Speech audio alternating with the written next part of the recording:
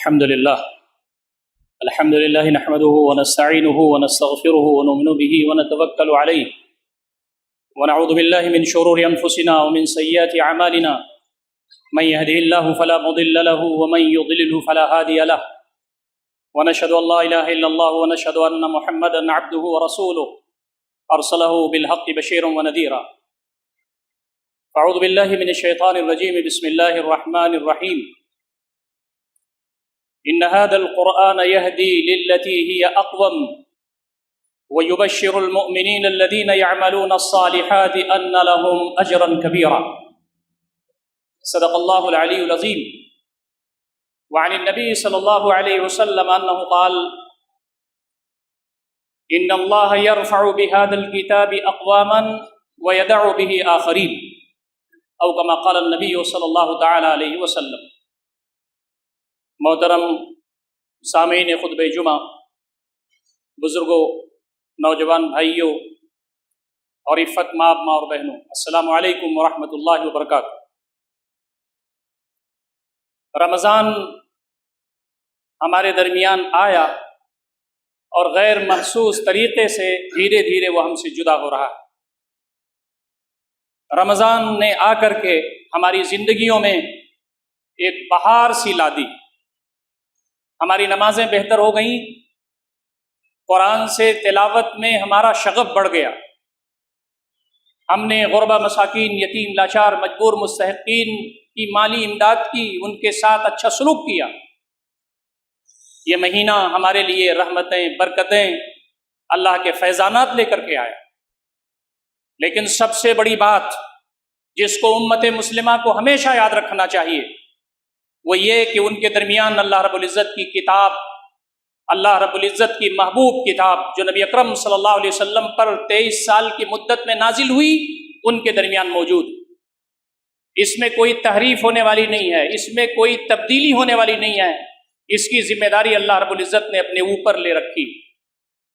یہ جو رمضان المبارک کا مہینہ آتا ہے وہ یہ بتانے کے لیے آتا ہے کہ اے لوگو، تمہارے درمیان ایک ایسی کتاب موجود ہے کہ اگر تم اسے پڑھو، اس پر غور و فکر کرو، اس پر عمل کرو، اپنی زندگیوں میں انقلاب لاؤ اور اس کے ذریعے اپنے معاملات طے کرو تو اللہ رب العزت کی رحمتیں تمہارے اوپر برسیں گی اور آخرت میں اللہ رب العزت کے یہاں تمہارے لیے رتبے بلند. شہر رمضان الذی انزل فیہ القرآن ھدی للناس وبینات من الھدی والفرقان. یہ رمضان کا وہ مہینہ ہے جس میں قرآن نازل کیا گیا. یہ قرآن لوگوں کے لیے ہدایت نامہ ہے، کمپلیٹ ہیومن کائنڈ کے لیے، سمپورن مانو جات کے لیے قرآن مجید ہدایت نامہ ہے. وبینات من الھدی، ہدایت کی واضح نشانیاں اس میں موجود ہیں. یہ الفرقان ہے، حق و باطل میں تمیز کرنے والی کسوٹی ہے یہ قرآن مجید. یہ تمہارے درمیان موجود. یہ قرآن مجید نور ہے، یہ قرآن مجید ضیاء ہے، یہ قرآن مجید ذکر ہے، یہ قرآن مجید موعظت ہے، نصیحت ہے، یہ قرآن مجید بلاغ للناس ہے، اللہ رب العزت کا میسج ہے ٹو کمپلیٹ ہیومن کائنڈ. یہ قرآن مجید ھدی للمتقین ہے، متقین کے لیے ہدایت نامہ ہے. یہ قرآن مجید ھدی للناس ہے، ساری انسانیت کے لیے ہدایت نامہ ہے. یہ قرآن مجید بینات من الھدی ہے. یہ قرآن مجید فرقان ہے. یہ قرآن مجید شفاء لما فی الصدور ہے. یہ انسانوں کا دستور ہے جس کو اللہ رب العزت نے نبی اکرم صلی اللہ علیہ وسلم پر نازل فرمایا.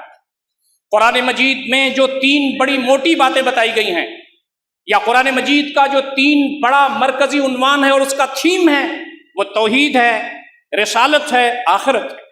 کہا گیا ہے اے لوگو، یہ پوری کائنات جس نے بنائی ہے، جو تمہارا خالق ہے، اسی کی بندگی کرو، شکر اسی کا بجا لاؤ. اس پوری کائنات میں بلا شرکت غیر وہی ہے جو پوری کائنات کا بنانے والا ہے. وحدانیت پر بات کی گئی ہے. وہ تمہارا رب ہے. الہکم الہ واحد، تمہارا رب ایک ہے. لا الہ الا هو الرحمن الرحیم، اس کے علاوہ کوئی معبود نہیں ہے، وہ رحمان ہے، رحیم ہے. لو کان فیہما آلہۃ الا اللہ، اگر اس کائنات میں اللہ رب العزت کے علاوہ کچھ اور معبودان باطل ہوتے لفسدتا، تو اس میں فساد برپا ہو جاتا. فسبحان اللہ رب العرش عما یصفون، تو اللہ رب العزت کی تسبیح بیان کیجئے جو عرش کا رب ہے، جو ان ساری چیزوں سے پاک ہے، جو نامناسب چیز یہ بندگان خدا اللہ رب العزت کی جناب میں کرتے. یہ جو وحدانیت ہے قرآن مجید اس سے بھرا پڑا ہے. قرآن مجید کی ایک خوبصورتی یہ ہے کہ قرآن مجید دلائل کی بنیاد پر بات کرتا ہے، عقل کو اپیل کرتا ہے، انسان کی نفسیات سے بات کرتا ہے، اس کی فطرت سے بات کرتا ہے۔ یہ اللہ رب العزت کا کلام ہے جو بندوں کے لیے آیا ہے، وہ اس کو سمجھتے ہیں، پڑھتے ہیں، دلائل کو سنتے ہیں، ان کے عقل و قلوب اس سے مطمئن ہوتے ہیں اور اللہ رب العزت کے دین پر انہیں اطمینان ہوتا ہے۔ تو وحدانیت یہ عقل سے ثابت کی گئی ہے، اس کے لیے اللہ رب العزت نے قرآن مجید میں دلائل دی ہیں۔ دوسرا جو بڑا عنوان قرآن مجید کا ہے وہ ہے سیرت کا۔ اللہ رب العزت اپنے بندوں کی ہدایت کے لیے اس دنیا میں خود تشریف نہیں لاتا، اپنے بندوں میں سے، انسانوں میں سے انبیاء کو منتخب کرتا ہے، رسول بناتا ہے، نبی بناتا ہے، وہ بندگان خدا تک اللہ رب العزت کا پیغام پہنچاتے ہیں۔ یا ایھا النبی انا ارسلناک شاہدا ومبشرا ونذیرا وداعیا الی اللہ باذنہ وسراجا منیرا۔ اے اللہ کے نبی صلی اللہ علیہ وسلم، ہم نے آپ کو بشیر بنا کر کے بھیجا ہے، آپ کو نذیر بنا کر کے بھیجا ہے، داعی بنا کر کے بھیجا ہے، سراج منیر بنا کے بھیجا ہے۔ گھٹا ٹوپ دینے میں آپ روشنی کے فانوس ہیں۔ نبی اکرم صلی اللہ علیہ وسلم مکہ کی زمین میں تشریف لائے، جہاں ظلم تھا، جہاں زیادتی تھی، جہاں شرک تھا، جہاں کفر تھا، جہاں گھٹا ٹوپ اندھیرا تھا۔ نبی اکرم صلی اللہ علیہ وسلم نے بندگان خدا کو یہی بات بتائی کہ اللہ رب العزت کی بندگی کی طرف آ جاؤ، آپس میں ظلم نہ کرو، اللہ رب العزت کے بندو آپس میں مل کر کے رہو۔ یہ دنیا تمہاری پارٹ ٹائم بینگ ہے، مرنے کے بعد تمہیں وحدہ لا شریک کے سامنے حاضر ہونا ہے، اپنا سارا کچا چٹھا لے کر کے اس کے سامنے حاضر ہونا ہے۔ اللہ کی عبادت کرو، یہ نبی جو تمہیں بتا رہے ہیں اس کو قبول کر لو۔ ما آتاکم الرسول فخذوہ وما نہاکم عنہ فانتہوا۔ نبی صلی اللہ علیہ وسلم تمہیں جو باتیں دے رہے ہیں اس کو لے لو، جس سے وہ تم کو روک رہے ہیں اس سے رک رہو۔ یہ دوسرا عظیم عنوان ہے قرآن مجید کا، جس کو رسالت کہا جاتا ہے۔ تیسری بات جو قرآن مجید میں عظیم بات کہی گئی ہے وہ آخرت کی بات کہی گئی ہے۔ یہ دنیا ایسے نہیں رہے گی، یہ ختم ہو جائے گی۔ ہر شخص کی عمر طے ہے، ہر شخص کے اپرچونٹیز طے ہیں، ہر شخص کے جو معاملات ہیں، تعلقات ہیں، برتاؤ ہیں، اللہ رب العزت نے جو وقت دیا ہے، صلاحیت دیا ہے، ماحول دیا ہے، یہ سب دوبارہ ملنے والا نہیں ہے۔ یہ تمہارا امتحان ہے، مرنے کے بعد والی زندگی آنے والی ہے، وہاں ہر شخص کو اس کے اچھے اعمال کا بدلہ ملے گا، اور جس نے اللہ تعالیٰ کی جناب میں کوتاہیاں کی ہوں گی، بندوں کی حق تلفیاں کی ہوں گی، اللہ رب العزت میزان عدل پر ہوگا۔ فَأَمَّا مَنْ ثَقُلَتْ مَوَازِينُهُ فَهُوَ فِي عِيشَةٍ رَاضِيَةٍ وَأَمَّا مَنْ خَفَّتْ مَوَازِينُهُ فَأُمُّهُ هَاوِيَةٌ وَمَا أَدْرَاكَ مَا هِيَهْ نَارٌ حَامِيَةٌ۔ اعمال توڑے جائیں گے، جس کے اعمال اچھے ہوں گے پلہ جس کا بھاری ہو جائے گا اعمال کا، خوش کن زندگی میں ہوگا، لیکن جس کے اعمال کا پلڑا ہلکا ہو جائے گا، نیکیاں کم ہوں گی، اس کا ٹھکانہ کھڈ ہے۔ تمہیں کس نے بتایا کہ کھڈ کیا ہے؟ دہکتی ہوئی آگ ہے، اللہ رب العزت کی طرف سے تیار کی ہوئی جہنم ہے۔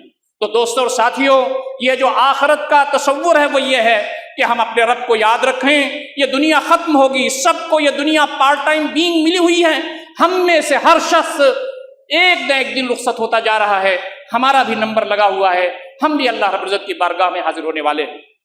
کل نفس ذائقۃ الموت وانما توفون اجورکم یوم القیامہ فمن زحزح عن النار وادخل الجنۃ فقد فاز وما الحیاۃ الدنیا الا متاع الغرور۔ ہر نفس کو موت کا مزہ چکھنا ہے، اور تم کو تمہارے اعمال کا اجر پورا پورا قیامت کے دن دے دیا جائے گا۔ جو جہنم سے بچا لیا گیا اور جنت میں ڈال دیا گیا وہ کامیاب ہو گیا۔ اور سنو، یہ دنیا کی زندگی تو دھوکے کا سامان ہے۔ وہ ہستی جس نے اس دنیا کو بنایا، جس نے کائنات کو بنایا، وہ ہستی خود فرماتے ہیں کہ وما الحیاۃ الدنیا الا متاع الغرور، دنیا کی یہ زندگی تو دھوکے کا سامان ہے۔ دوستوں اور ساتھیوں، اللہ رب العزت نے قرآن مجید میں دلائل دیے ہیں، یہ تاریخی دلائل سے قرآن مجید بھرا پڑا ہے۔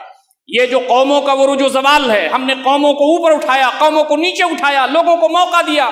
ایک شخص بادشاہ ہوا، اس نے ظلم کیا، زیادتی کی، رعایا پر نامناسب اتیاچار کیے۔ ہم نے یہ قوموں کا جو عروج و زوال ہے، اس سے قرآن مجید دلائل فراہم کرتا ہے۔ قرآن مجید آفاق سے دلائل فراہم کرتا ہے، یہ آسمان ہے، یہ زمین ہے، یہ ایسٹرونومی ہے، یہ سورج اور چاند ہے، یہ سیارے ہیں، یہ گلیکسیز ہے، یہ جو پوری کائنات ہے، یہ تمہارے لیے دلیل ہے۔ قرآن مجید انفس کے دلائل فراہم کرتا ہے، وفی انفسکم افلا تبصرون، تمہارے اندر خود دلائل موجود ہیں، کیا تم غور و فکر نہیں کرتے؟ تمہارا کان، تمہاری آنکھ، تمہاری ناک، تمہارا دل و دماغ، تمہارا سرکولیشن آف بلڈ، تمہارا خود ایک اچھا شاہکار اللہ رب العزت کا نمونہ انسان کی شکل میں تمہارے اندر خود دلائل موجود ہیں، کیا تم سنتے نہیں ہو؟ قرآن مجید تاریخی دلائل، آفاقی دلائل، انفسی دلائل کی بات کرتا ہے۔ قرآن مجید مخاطب بناتا ہے انسان کو۔ یہ جو انسان حضرت انسان ہے، قرآن مجید کا مخاطب یہی انسان ہے۔ لقد انزلنا الیکم کتابا فیہ ذکرکم، اے لوگوں ہم نے تمہارے درمیان ایک ایسی کتاب اتاری ہے جس میں تمہارا تذکرہ موجود ہے۔ اللہ تعالیٰ ہم کلام ہوتا ہے انسانوں سے اور کہتا ہے کہ تمہارا جو وجود ہے، تمہارا جو جسم و جان ہے، تمہاری جو زندگی ہے، تمہاری جو صلاحیتیں ہیں، جو کچھ کر رہے ہو، سب تم اللہ رب العزت کی بارگاہ میں حاضر ہو جاؤ گے اور تمہارے اعمال بچیں گے۔ مردے کے ساتھ قبر تک 3 چیزیں جاتی ہیں، فَيَرْجِعُ اثْنَانِ وَيَبْقَى مَا هُوَ وَاحِدٌ، مردے کے ساتھ 3 چیزیں جاتی ہیں، اس کے اعزا و اقربا جاتے ہیں، تھوڑا سا وہ وسائل جو کھدائی میں اور تجہیز و تکفین میں استعمال ہوتا ہے وہ جاتا ہے، اور مردے کے ساتھ اس کا عمل جاتا ہے۔ نبی اکرم صلی اللہ علیہ وسلم فرماتے ہیں فَيَرْجِعُ اثْنَانِ، 2 چیزیں لوٹ آتی ہیں، جو لوگ جاتے ہیں دفن کرنے وہ لوٹ آتے ہیں، جو سامان جاتا ہے وہ لوٹ آتا ہے، مردے کے ساتھ اس کا عمل جاتا ہے جس کے لیے زندگی بھر آدمی غیر سنجیدہ ہوتا ہے۔ ہمیں اس دن کے لیے تیاری کرنی چاہیے جس دن بڑے بڑے پچھاڑ دیے جائیں گے، جس دن آدمی اپنے اعزا و اقربا سے بھاگتا پھر رہا ہوگا۔ یہی ہے آدمی کی خوشنودی، یہی ہے آدمی کی چالیکی، یہی ہے اس کا کلیورنس کہ آدمی ہمیشہ اپنے رب کو یاد رکھے اور موت بعد کی بعد والی زندگی کے لیے کام کرے۔ دوستوں اور ساتھیوں، انسان مخاطب ہے قرآن مجید کا، اور فرمایا کہ تمہاری انفرادی زندگی تبدیل ہونی چاہیے، تمہاری اجتماعی زندگی تبدیل ہونی چاہیے۔ تمہارے لیے اللہ رب العزت نے حدود نازل فرمائے ہیں، قوانین نازل فرمائے ہیں۔ اللہ رب العزت نے سول لاز، عام قوانین نافذ فرمائے ہیں۔ اللہ رب العزت نے کرمنل لاز قرآن مجید میں بیان فرمائے ہیں، جس کو فوجداری کے قوانین بیان کیے جاتے ہیں۔ اللہ رب العزت نے تمہارے لیے عبادات، معاملات، تمہاری معاشرت، تمہاری معیشت، تمہاری سیاست، پوری زندگی کی رہنمائی کے لیے قرآن مجید تمہارے لیے اترا ہے۔ تو اے مسلمانوں، اے انسانوں، اس قرآن مجید کو اللہ رب العزت کی طرف سے دستور حیات کے طور پر قبول کرو اور اپنی زندگیوں میں انقلاب برپا کرنے کے لیے کوشش کرو۔ اسی لیے فرمایا یا ایھا الذین آمنوا ادخلوا فی السلم کافہ ولا تتبعوا خطوات الشیطان انہ لکم عدو مبین، اے لوگوں جو ایمان لائے ہو دین میں پورے کے پورے داخل ہو جاؤ۔ یہ تمہارا دین جو ہے صرف عبادات کا نام نہیں ہے، تمہارے عبادات، تمہارے معاملات، تمہارے تعلقات، تمہارے لین دین، تمہاری معاشرت، تمہاری معیشت، تمہاری روزی روٹی، تمہاری زندگی کا ہر پل تمہارے رب کی مرضی کے مطابق گزرے، یہ قرآن مجید کا عنوان ہے، یہ قرآن مجید کی تعلیمات ہیں۔ اسی لیے فرمایا گیا ہم نے جس نبی کو تمہارے درمیان بھیجا وہ قرآن مجید پر عمل کر کے تم کو دکھاتا ہے، اور اس کی زندگی تمہارے لیے شاہراہ کے طور پر ہے۔ لقد کان لکم فی رسول اللہ اسوۃ حسنہ، نبی اکرم صلی اللہ علیہ وسلم کی زندگی میں تمہارے لیے بہترین نمونہ ہے۔ آپ صلی اللہ علیہ وسلم نے قرآن مجید کی تعلیمات پر عمل کر کے دکھا دیا، شاہراہ چھوڑ دیا اور بتا دیا کہ تمہیں مسجد کے اندر کیسے رہنا ہے، گھر کے اندر کیسے رہنا ہے، تمہیں ایجوکیشنل سینٹرز پر کیسے رہنا ہے، تمہیں معیشت کے بازاروں میں کیسے رہنا ہے، سیاست کے گلیاروں میں کیسے رہنا ہے، تمہیں نظام ملکی کیسے چلانا ہے، تمہیں انسان بن کر کے اس زمین میں کیسے رہنا ہے، تمہیں محبتیں کیسی بکھیرنی ہے، تمہیں غربا مساکین، یتیم، لاچار، مجبور، مستحقین کے ساتھ تمہارا رویہ کیسا ہونا ہے۔ یہ ہے وہ جامع تصور قرآن مجید کا، جو قرآن مجید اسی مہینے کی ایک رات میں نازل ہوئی، اور وہ رات 1000 مہینے کی عبادت سے بہتر ہو گئی۔ انا انزلناہ فی لیلۃ القدر، ہم نے اس کو لیلۃ القدر میں اتارا ہے۔ وما ادراک ما لیلۃ القدر، تم کو کیا پتا کہ لیلۃ القدر کیا ہے؟ لیلۃ القدر خیر من الف شہر، لیلۃ القدر 1000 مہینوں کی عبادت سے بہتر ہے۔ ایک رات ہمارے درمیان گزر گئی ہے، اب دوسری رات آ رہی ہے، تیسری آئے گی، چوتھی آئے گی، 5ویں آ کر کے یہ مہینہ ختم ہو جائے گا اور ہماری زندگی کا ایک ذرنی دور گزر جائے گا۔ پھر وہ خوش قسمت لوگ ہوں گے جنہیں یہ مہینہ ملے گا، قرآن مجید کو یاد دہانی کرنے والا یہ مہینہ ملے گا۔ دوستو، ہم تمام مسلمان ہیں، ہماری ذمہ داری قرآن مجید کے تئیں یہ بنتی ہے کہ ہم قرآن مجید کو پڑھنے کا کام کریں۔ دوستو اور ساتھیوں، قرآن مجید کو پڑھنا ہماری ذمہ داری ہے۔ اللہ رب العزت نے قرآن مجید کو پڑھنے کے لیے اتارا ہے۔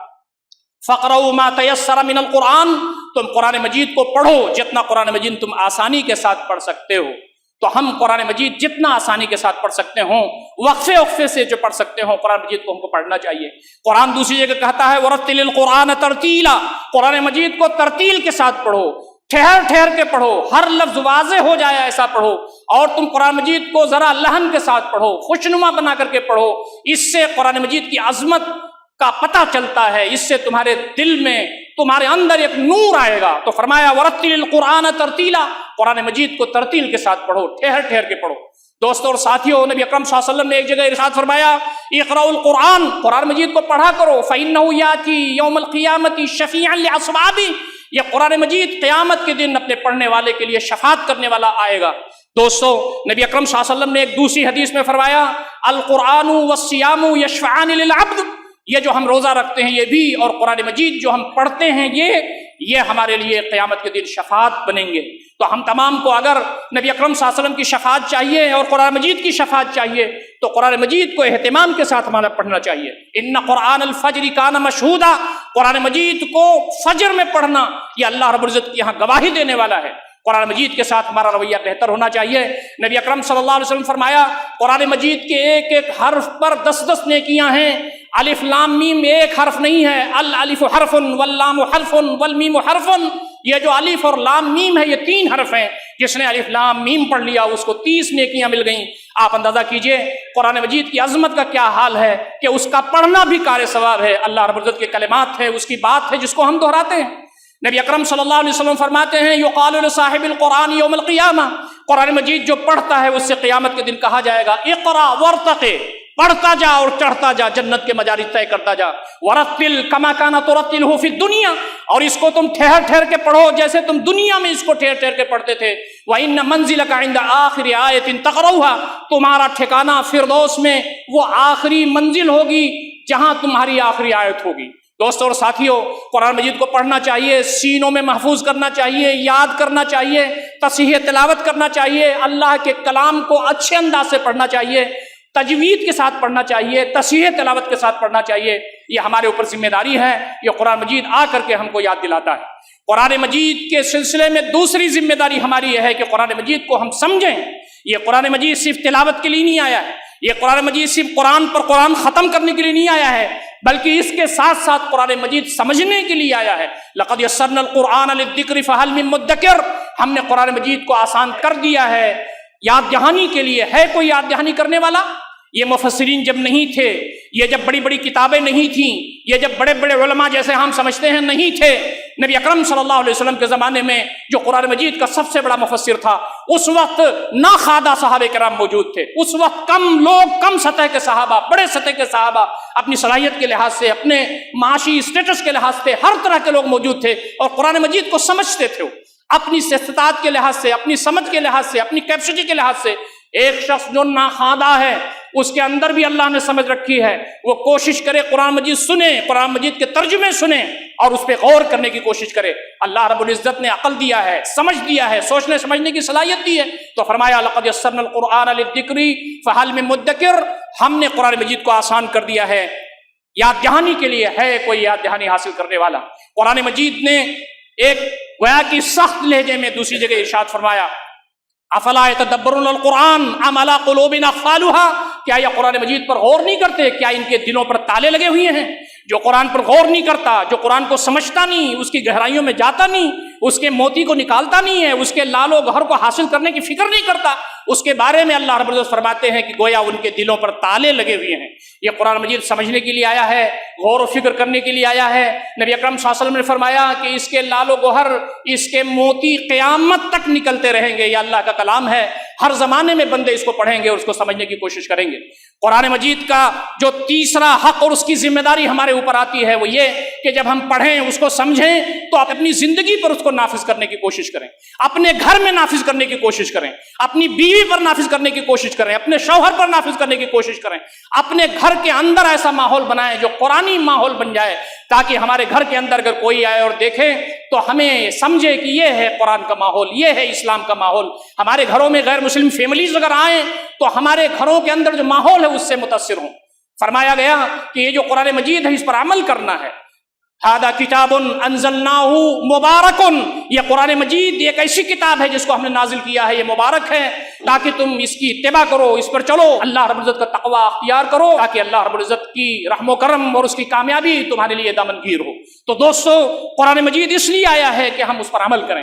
نبی اکرم صلی اللہ علیہ وسلم اس دنیا سے تشریف لے جانے لگے تو آپ نے فرمایا ترکت فیکم امرین لن تضلوا ما ان تمسکتم بہما کتاب اللہ و سنتی، میں تو اس دنیا سے جا رہا ہوں لیکن دو چیزیں تمہارے درمیان چھوڑ کر کے جا رہا ہوں، اگر ان کو مضبوطی سے پکڑے رہو گے تو کبھی بھٹک نہیں سکتے۔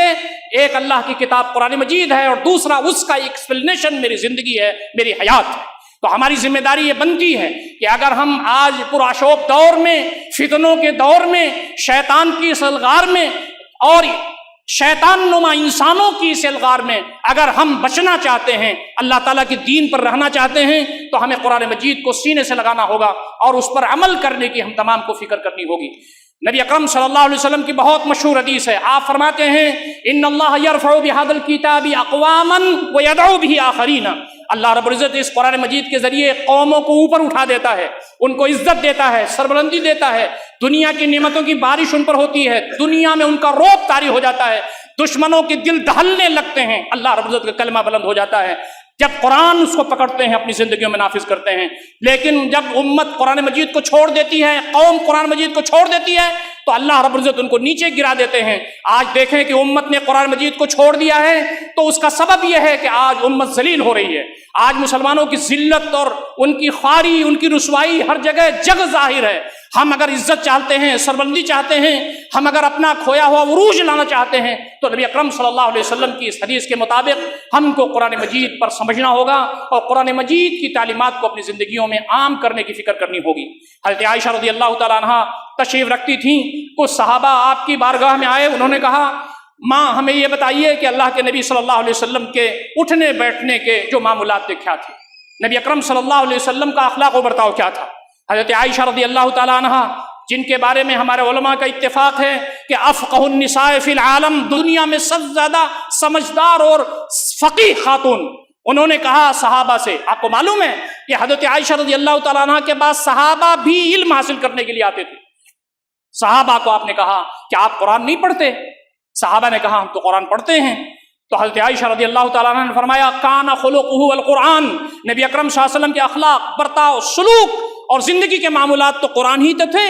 نبی اکرم صلی اللہ علیہ وسلم کی پوری زندگی قرآن کا پرتو تھی، اس لیے ہماری ذمہ داری یہ بنتی ہے کہ ہم قرآن مجید پر عمل کریں اور نبی اکرم صلی اللہ علیہ وسلم کی زندگی کو اپنے سامنے رکھتے ہوئے اپنی زندگی کی جو منزلیں ہیں وہ طے کریں۔ قرآن مجید کے سلسلے میں ہماری ذمہ داری یہ بھی بنتی ہے کہ قرآن مجید کا جو پیغام ہے اس پیغام کو ان لوگوں تک پہنچائیں جن تک یہ پیغام نہیں پہنچا ہے۔ یاد رکھیے یہ بلاغ للناس ہے، یہ اللہ کا پیغام ہے، ساری انسانیت کے نام ہے۔ یہ ہدی للناس ہے، یہ اللہ رب العزت کی ہدایت کا پیغام ہے، ساری انسانیت کے نام ہے، چاہے وہ جو بھی ہو، چاہے وہ ہندو ہو، چاہے وہ سکھ ہو، چاہے وہ عیسائی ہو، چاہے وہ ناستک ہو، دنیا کا کوئی بھی انسان ہو، یہ قرآن مجید اس کے لیے آیا ہے۔ مسلمانوں کی ذمہ داری یہ بنتی ہے کہ پیار کے ساتھ، محبت کے ساتھ، اپنائیت کے ساتھ، اخلاق کے ساتھ، کردار کے ساتھ ہم ان بندگان خدا تک اللہ رب العزت کا پیغام پہنچائیں جہاں تک اللہ تعالیٰ کا پیغام نہیں پہنچا ہے۔ ادعو الی سبیل ربک بالحکمۃ والموعظۃ الحسنہ، اللہ رب العزت کی طرف بلاؤ حکمت کے ساتھ، اچھی نصیحت کے ساتھ۔ ومن احسن قولا ممن دعا الی اللہ وعمل صالحا وقال اننی من المسلمین، اس شخص سے بہتر کس کی بات ہوگی جو اللہ تعالیٰ کی طرف بلائے، نیک عمل کرے اور کہے کہ میں مسلمان ہوں۔ یہ ہماری ذمہ داری بنتی ہے کہ اللہ تعالیٰ کے اس پیغام کو، اللہ کی اس کتاب کو بندگان خدا تک پہنچائیں۔ نبی اکرم صلی اللہ علیہ وسلم نے فرمایا بلغوا عنی ولو آیہ، میری جانب سے پہنچا دو چاہے ایک آیت کیوں نہ ہو۔ ہم میں سے کون ہے جس کو ایک آیت نہیں معلوم ہے؟ ہم کو جب ایک آیت معلوم ہو جائے، 2 آیت معلوم ہو جائے، 10 آیت معلوم ہو جائے تو اپنے دائیں بائیں کے غیر مسلموں کو باخبر کیے بغیر کہ ہم ان کو دین پہنچا رہے ہیں، موقع کی تلاش میں رہتے ہوئے ہمیں حکمت کے ساتھ ان تک اللہ کا پیغام پہنچا دینا چاہیے۔ واقعات ہوتے ہیں، حادثات ہوتے ہیں، بہت ساری چیزیں آتی رہتی ہیں زندگی کے مسائل میں، ہم کو موقع کی تلاش میں رہتے ہوئے نزاکت دیکھتے ہوئے اللہ تعالیٰ کا پیغام پہنچانے کی کوشش کرنا چاہیے۔ فرمایا بلغوا عنی ولو آیہ، میری جانب سے پہنچا دو چاہے ایک آیت کیوں نہ ہو۔ نبی اکرم صلی اللہ علیہ وسلم کی دوسری حدیث ہے، حضرت علی رضی اللہ تعالیٰ عنہ ذرا دور تھے، آپ نے کہا علی لأن یہدی اللہ بک رجلا واحدا خیر لک من الدنیا وما فیہا، علی تمہارے ذریعے سے اگر ایک انسان بھی ہدایت پا جائے تمہارے لیے دنیا ما فیہا سے بہتر ہے۔ دوسری روایت میں آتا ہے من حمر النعم، سرخ سرخ اونٹوں سے بہتر ہے۔ اگر ہم چاہتے ہیں کہ دنیا میں رونق ہو، اگر ہم چاہتے ہیں کہ ہمارے خانگی مسائل حل ہوں، اگر ہم چاہتے ہیں کہ ہمارے معاشی مسائل حل ہوں، اگر ہم چاہتے ہیں کہ ہمارے دل کو سکون و اطمینان ہو، اگر ہم چاہتے ہیں کہ دنیا میں ہم عزت کے ساتھ زندگی گزار سکیں، اگر ہم چاہتے ہیں کہ ہمارا خاتمہ بالخیر ہو، اگر ہم یہ چاہتے ہیں کہ قبر میں ہمارے لیے اللہ رب العزت کی رحمتیں برکتیں نازل ہوں، اگر ہم یہ چاہتے ہیں کہ حشر کے میدان میں مسائل آسان ہو جائیں اور ہمیں جنت کا پروانہ مل جائے، تو ہمیں قرآن مجید سے اپنے تعلق کو مضبوط کرنا ہوگا اور ان بندگان خدا تک اللہ تعالیٰ کے اس پیغام کو عام کرنا ہوگا جہاں تک یہ پیغام نہیں پہنچا ہے۔ آخری بات جو میں اس خطبے میں کہہ سکتا ہوں وہ یہ کہ یہ قرآن مجید ہدایت کی کتاب ہے، یہ قرآن مجید قانون کی کتاب ہے، یہ قرآن مجید دستور کی کتاب ہے، حدود اللہ کی کتاب ہے، یہ قرآن مجید لوگوں کے مسائل حل کرنے کی کتاب ہے۔ ہمارا یہ عقیدہ ہے، آپ کا بھی عقیدہ ہے کہ جب اس دنیا میں اللہ تعالیٰ کے بتائے ہوئے قوانین کے مطابق لوگ کام کام کرنا شروع کر دیں گے، اپنا مسائل حل کرنا شروع کر دیں گے، تو ان کے اندر سکھ ہوگا، چین ہوگا، شانتی ہوگی، امن ہوگا۔ آج دنیا میں بدامنی ہے، آج دنیا میں نہ جانے کتنے ظلم ہیں، آج دنیا میں طرح طرح کی پریشانیاں ہیں جس میں لوگ مبتلا ہیں۔ اس کی واحد وجہ یہ ہے کہ لوگوں نے اللہ رب العزت جو سب کا خالق و مالک ہے، اس کی بتائی ہوئی جو تعلیمات ہیں، اس کے جو حدود ہیں، اس کے جو قوانین ہیں، اس کو لوگوں نے چھوڑ دیا ہے۔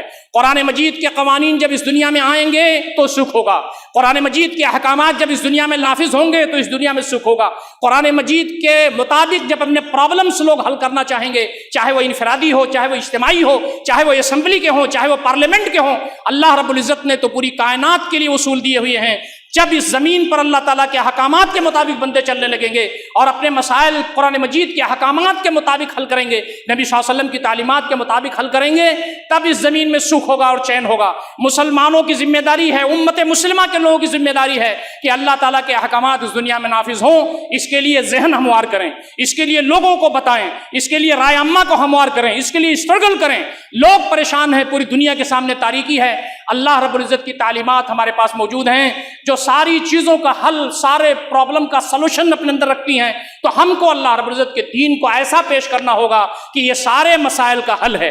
اس دنیا میں انبیاء صرف روزہ نماز کروانے کے لیے، تسبیحات، تحلیلات، تکبیرات، تحمیدات کروانے کے لیے، لوگوں کو عبادات سے جوڑنے ہی کے لیے نہیں آتے تھے، بلکہ انبیاء اس دنیا میں اس لیے آتے تھے کہ ظلم کا خاتمہ ہو جائے، یہاں پر انصاف کا بول بالا ہو جائے، اللہ تعالیٰ کے احکامات کے مطابق لوگ اپنے مسائل حل کرنا شروع کر دیں۔ نبی محترم صلی اللہ علیہ وسلم اس دنیا میں تشریف لائے ظلم کے خاتمے کے لیے، انصاف کے بول بالے کے لیے۔ آپ نے فوجداری نظام اس دنیا میں اس لیے نافذ کیا تاکہ زنا ختم ہو جائے، چوری ختم ہو جائے، تاکہ لوگوں کا ناحق خون بہانا ختم ہو جائے۔ اس دنیا میں سکھ اور چین اسی وقت آ سکتا ہے جب انصاف کا بول بالا ہو۔ یا ایھا الذین آمنوا کونوا قوامین بالقسط، اے لوگو جو ایمان لائے ہو تم انصاف کے علم بردار بن جاؤ۔ اور یہ بات انبیاء کے بارے میں کہی گئی، لقد ارسلنا رسلنا بالبینات وانزلنا معهم الکتاب والمیزان لیقوم الناس بالقسط۔ ہم نے اس زمین پر انبیاء بھیجے، رسول بھیجے، کتابیں اتاری، حق و باطل میں تمیز کرنے والی کسوٹی الفرقان نازل کیا تاکہ اس زمین پر انصاف قائم ہو سکے۔ ہم سب انصاف کے علم بردار ہیں، انصاف کی کسوٹی قرآن مجید ہے، اللہ کی کتاب موجود ہے، ہم تمام اس کے امین ہیں۔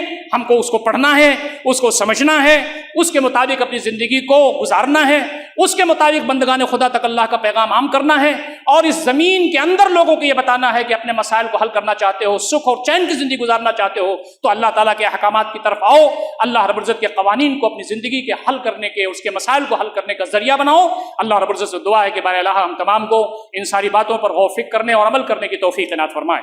اقول قولی ھذا استغفر اللہ لی ولکم اجمعین واستغفروہ انہ هو الغفور الرحیم۔